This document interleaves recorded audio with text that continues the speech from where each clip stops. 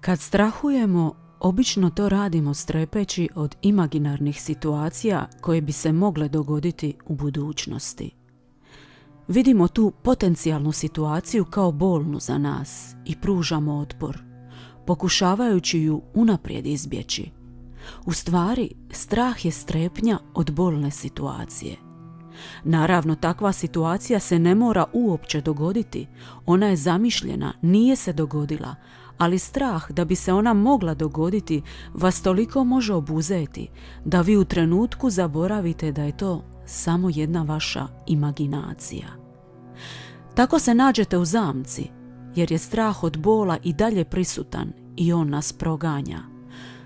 Buduću zamišljenu situaciju ste prenijeli u sadašnjost i vi taj bol već proživljavate. Nemate mir. Strepite. Pokušavate nešto napraviti kako biste izbjegli ono što se nije ni dogodilo, a možda nikad ni neće. Gradite scenarij što bi bilo kad bi bilo i time prizivate da vam se ono čega se plašite upravo i dogodi. Tamo gdje vam je fokus, takvu realnost gradite. Strah vas paralizira, pa ne možete jasno sagledati vaše mogućnosti. Strah vas stavlja u poziciju da zaboravite vašu hrabrost, mudrost i sposobnost da se snađete. Strah vas stavlja u poziciju da zaboravite da ste okruženi ljudima koji bi vam pomogli kada vam je najpotrebnije. Suočite se sa strahom kako biste ga eliminirali. Riješite se nemira i okova straha koji vas drže paraliziranim. Evo kako to učiniti. Zapitajte se koliko puta ste se u prošlosti iznenada našli u nekoj situaciji koja je za vas bila nepoželjna. U situaciji koja je bila bolna i u kojoj nije bilo drugog izlaza nego da je prihvatite i prebrodite. Nijedna situacija nije ista i većinom ste bili iznenađeni, ali ste ih ipak preživjeli. Zapitajte se koliko toga ste već prošli u životu, koliko različitih iskustava i problema. Pa eto vas tu, živi ste i opstajete i dalje. Zapitajte se koliko su vas takva iskustva naučila nečemu. Ohrabrite sebe, niste baš toliko slabi koliko vam se ponekad čini. Sposobni ste se suočiti sa situacijom jednostavno zato jer je jedini način da nastavite dalje taj, da se probijete direktno kroz taj strah. Nemate drugog izbora nego da idete naprijed, a vi to možete. Ohrabrite sebe, niste baš toliko slabi i bespomoćni kao što vam se može činiti u momentu kada vas strah obuzme. Vi to možete. Jeste spremni? Udahnili duboko. Priprema, pozor, sad. Proces oslobađanja od straha počinje. Definirajte točno što je ono čega se bojite i što je pravi uzrok straha. Na primjer, možete se bojati da će vas voljena osoba napustiti. Međutim, u pozadini toga može stajati strah od gubitka ljubavi i nježnosti ili možda strah da ćete ostati sami. Možda postoji strah da ćete biti bez podrške prepušteni sami sebi. Dakle, pravi uzrok je strah od usamljenosti ili strah od bespomoćnosti. Sada zamislite najgoru moguću situaciju vezanu za ono čega se bojite. Da, dobro ste razumjeli. Što je ono najgore od čega strahujete? Izvucite to van na površinu, tu situaciju od koje se najviše užasavate. Recimo da je to situacija u kojoj vas voljena osoba razočara na način na koji ne očekujete, da vas prevari, iznevjeri vaše povjerenje. Povreda je prevelika, ne možete prijeći preko toga, izgubili ste svo povjerenje u tu osobu. Ne možete prijeći preko toga, nikako raskidate vezu. Ovo je naravno samo primjer.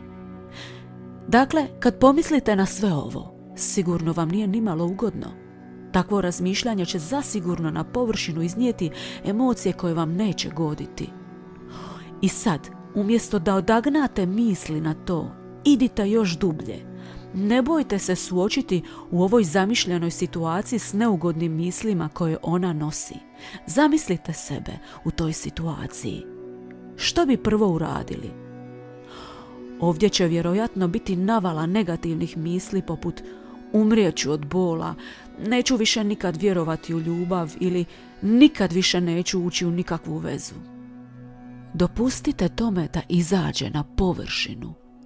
To je reakcija ega koji se pokušava obraniti od ponovne povrede. To je drama koju ego voli praviti kako bi vas držao u svom uvjerenju.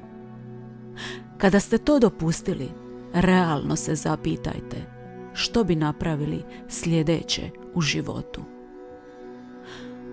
Nastavili bi sa svojim životom u redu. Neko vrijeme bi bili skrhani bolom, razočarani, usamljeni. Voljena osoba bi vam nedostajala. Život bi vam se drastično promijenio. Ne bi možda vidjeli način da ikome više ikada vjerujete. Bi li vas to ubilo? Ne bi. Realno, to su emocije koje su trenutne i koje će proći nakon nekog vremena. Našli bi nove stvari koje bi dale smisao vašem životu. Vremenom vi bi našli način da nastavite dalje, zar ne? Kroz ovaj proces izvukli ste na površinu sve te neugodne emocije od kojih ste se u stvari i plašili. Da se tako nešto zaista i dogodi, shvatite da drugog izbora ne bi imali, nego da direktno prođete kroz sve to, da osjetite te emocije straha, boli, povrijeđenosti, napuštenosti, razočarenja i slično. Umjesto da ih izbjegavate, potiskujete i strahujete od njih i potencijalne budućnosti koja bi te emocije izazvala, vi ste ih iznijeli na svjetlost dana i suočili se s njima. Sad, kad ste ih osvijestili, otpustili ste emotivni naboj koji vas je držao zarobljenima u strahu. Ovo je samo primjer kako izgleda proces suočavanja, a naravno vi možete nešto slično isprobati kroz vašu situaciju. Svako iskustvo je individualno, pa vi sami procijenite je li ovo način za vas ili ne. Strah je kao omotač kojim se pokušavamo zaštititi od neugodnih emocija i iskustava. Svojim strahom privlačimo upravo ono što pokušavamo izbjeći. Ono što pokušavamo izbjeći ne možemo izbjeći, a ono od čega strahujemo privlačimo u život. Ego nas uporno pokušava držati u osjećaju straha i potvrđivati kako imamo razloga da se bojimo. Dopustite mu da izvrti tu svoju priču do kraja, to će vas osloboditi. A onda se događa jedino što se može dogoditi. Prihvaćanje. Tada strah nestaje, a u vama mir. Prihvaćanje života kakav jest. Prihvaćanje da će uvijek biti iskustava koja nam neće biti ugodna, a na nama je kako ćemo ih prihvatiti i kako ćemo se iz toga dalje razvijati. Prihvatite mogućnost da je moguće da se dogodi budućnost od koje strahujete, ali da to ne mora tako biti, a ako bude, sasvim sigurno ćete tada biti dovoljno jaki i spremni da se s njom suočite, baš kao i mnogo puta do sad. Osjetit ćete snagu u sebi i spokoj. Više nema potrebe za strahom, jer znamo da što god je na putu ispred nas, tu je stavljeno s razlogom, da bi iz toga učili i postali mudriji i svjesniji. Kad se pokrene kolo otpuštanja strahova, nastaje ogromno oslobađanje i olakšanje za dušu. Kakva sloboda! Slijedi još jedna jednostavna i efikasna tehnika ruskog psihologa Lermontova. Kad god vas obuzmu crne misli, negativnosti, malodušnost i tjeskoba, uz pomoć ove metode odagnajte ih za par sekundi. Naravno, osjećaji, pa tako i oni negativni, ukazuju na neki problem koji trebamo razriješiti, a ne potiskivati. Imate dva izbora: uhvatiti se posla i problem rješavati ili samo očajavati. No kad nam je teško i kad ne vidimo izlaz, treba nam nešto da nas izdigne iznad tih misli. Tehnika Ljermontova je toliko jednostavna, a iznenadit će vas koliko je učinkovita. Evo što trebate napraviti istog trenutka čim vas obuzmu negativne misli. Postavite u sebi sljedeća 3 pitanja tim mislima. Prvo, tko si ti? Drugo, što hoćeš od mene? Treće, tko te je poslao? Na ovaj način svoje loše misli tretirate kao negativnu energiju koja vam je nametnuta izvana. Ne poistovjećujete se s njom, ne dopuštate tim mislima da prijeđu u fazu osjećanja ili generalnog raspoloženja. Tako da one odmah gube na snazi, one slabe i nestaju. Autor ove tehnike savjetuje da ova 3 pitanja stalno imamo na umu i da njima neutraliziramo svaku crnu misao čim se pojavi. Kad god se u duši osjećate loše, ne prepuštajte se očajavanju, nego primijenite tehniku postavljanja ova 3 pitanja. Dodatno, možete se još upitati: kome je potrebna moja bol? Kome je potreban moj strah? Tko se hrani mojom patnjom i osjećajem tjeskobe i beznađa?